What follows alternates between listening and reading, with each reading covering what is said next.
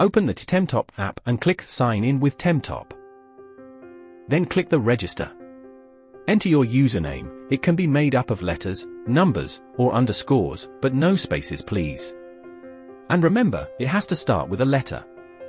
Enter your regular email address to receive the registration verification code and for future logins.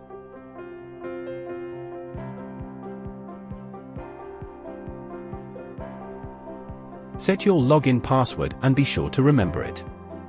Ensure your password contains at least 2 of the following: numbers, letters, and symbols, and make it between 6 and 20 characters in length. After completing these fields, click the Send Code to send your registration verification code.